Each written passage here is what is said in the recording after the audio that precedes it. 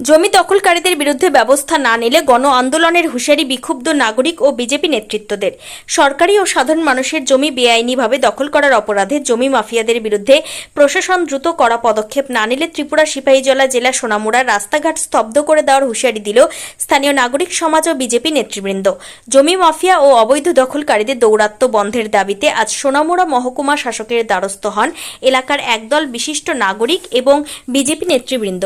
তারা মহকুমা শাসকের কাছে একটি স্মারকলিপি জমা দিয়ে অবিলম্বে জমি মাফিয়াদের বিরুদ্ধে ব্যবস্থা নেওয়ার দাবি জানান।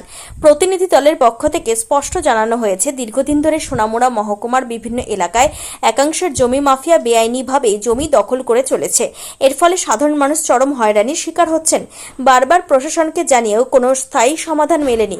বিজেপি নেতৃবৃন্দ হুঁশিয়ারি দিয়ে বলেন, প্রশাসন যদি অবিলম্বে এই সমস্ত অবৈধ জমি মাফিয়াদের বিরুদ্ধে আইনগত ব্যবস্থা না নেয় এবং সাধারণ মানুষের অধিকার ফিরিয়ে না দেয়, তবে তারা চুপ করে বসে থাকবেন না। আগামী দিনে সোনামুড়ার আপামর জনসাধারণকে সঙ্গে নিয়ে তারা রাজপথে নামতে বাধ্য হবেন। মহকুমা শাসক আন্দোলনকারীদের অভিযোগ মনোযোগ সহকারে শোনেন এবং বিষয়টি খতিয়ে দেখে দ্রুত জমি মাফিয়াদের বিরুদ্ধে প্রয়োজনীয় আইনি পদক্ষেপ নেওয়ার আশ্বাস দিয়েছেন। ত্রিপুরা থেকে বিক্রম কর্মকারের report, crime press, Bengal news.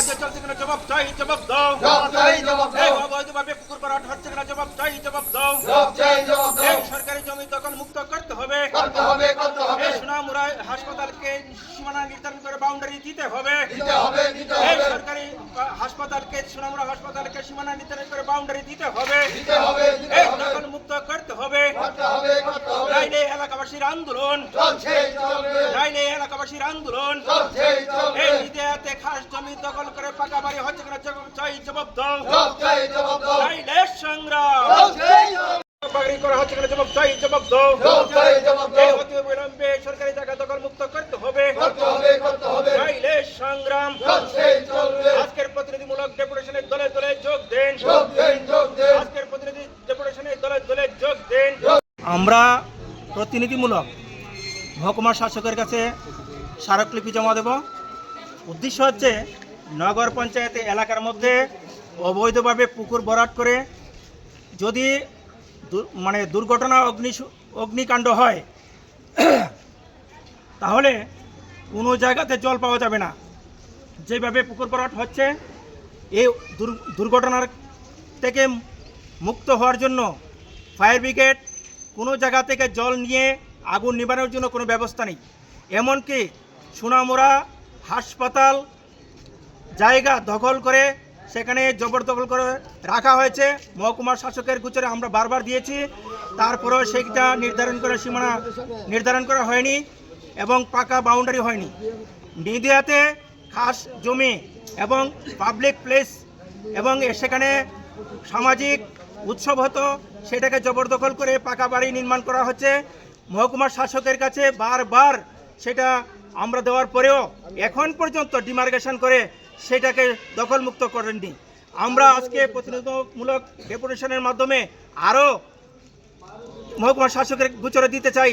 নগর পঞ্চায়েতে প্রবীর সাহা নামে একজন ভদ্রলোক, উনি এমনভাবে পাবলিককে হয়রানি করছে, একটা কাজ যদি একদিন লাগে সেটাকে 10 দিন করছেন। সেটাকে এমনকি এসডিএম অফিসের একজন স্টাফকেও হয়রানির শিকার বানিয়েছে।